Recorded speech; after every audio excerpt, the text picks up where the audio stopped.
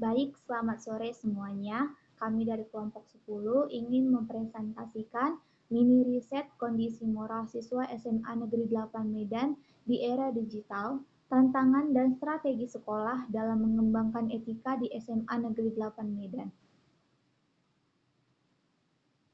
Adapun anggota dari kelompok 10 yaitu saya sendiri, Resiana Pospos, beserta teman saya Margaret Sirait dan juga Marcelinus Nadabdab.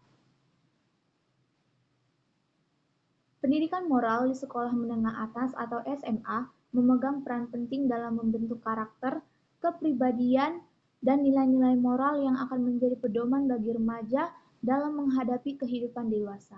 Pada tahap ini, siswa berada pada masa remaja yang ditandai dengan perkembangan identitas diri, pencarian jati diri, serta peningkatan kemampuan berpikir kritis.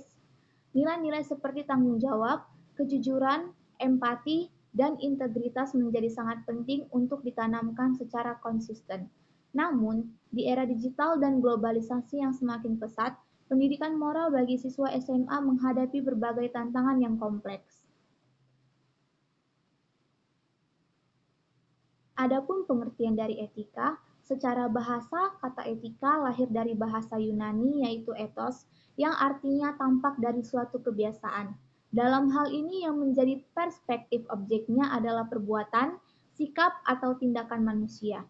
Dengan begitu, etika adalah ilmu yang mempelajari baik dan buruknya serta kewajiban, hak dan tanggung jawab baik itu secara sosial maupun moral pada setiap individu di dalam kehidupan bermasyarakatnya. Atau bisa dikatakan juga bahwa etika mencakup nilai yang berhubungan dengan akhlak individu terkait benar dan salahnya. Adapun pengertian moral, kata moral berasal dari kata Latin yaitu mos yang berarti kebiasaan. Moral berasal dari bahasa Latin yaitu moralitas atau istilah manusia menyebut ke manusia atau orang lainnya dalam tindakan yang mempunyai nilai positif. Moral adalah perbuatan atau tingkah laku atau ucapan seseorang dalam berinteraksi dengan manusia.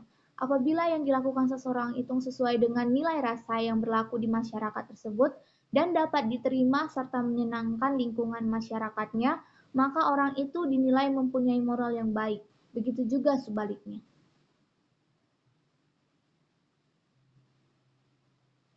Untuk materi selanjutnya akan dilanjutkan oleh teman saya yaitu Margaret Sirait.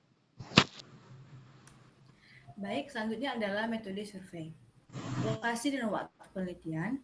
Penelitian ini dilaksanakan di Jalan Sampali nomor 23, Pandau Hulu 2, Kecamatan Medan Area, Kota Medan, Sumatera Utara 20233. Observasi ini dilaksanakan pada hari Rabu, tanggal 7 Oktober 2025, pukul 10 WIB sampai dengan selesai.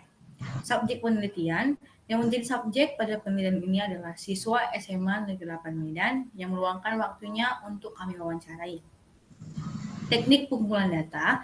Teknik pengumpulan data pada penelitian ini menggunakan metode penelitian kualitatif. Penelitian kualitatif adalah penelitian tentang riset yang bersifat deskriptif dan cenderung menggunakan analisis. Penelitian kualitatif kami menggunakan metode penelitian kualitatif dengan cara mewawancarai secara langsung. Teknik analisis data.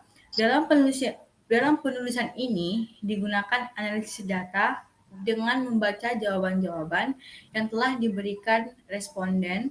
Kemudian jawaban tersebut dianalisis dan mengambil kesimpulan dari keseluruhan hasil jawaban responden.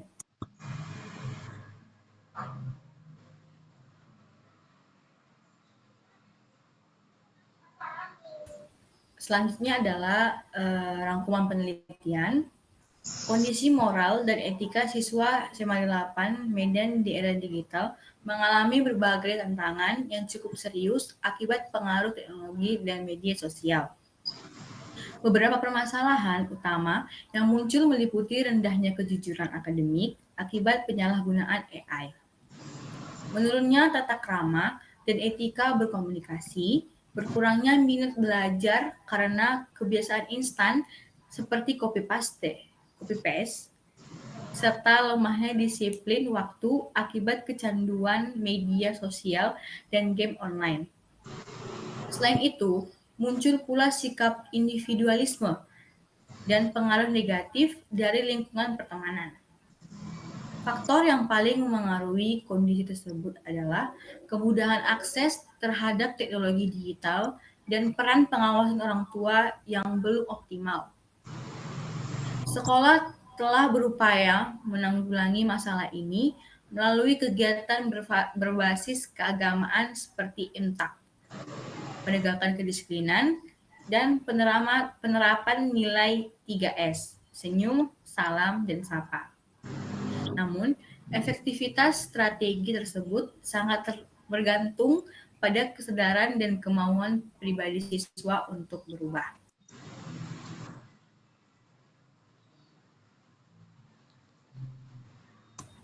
Dan kesimpulan dan saran. Ini ringkasan poin-poin penting.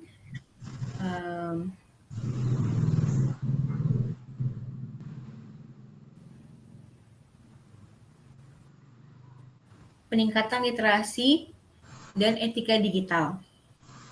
Sekolah perlu memberikan pelatihan tentang integritas akademik di era digital serta mengembangkan metode evaluasi yang mencegah kecurangan dengan AI.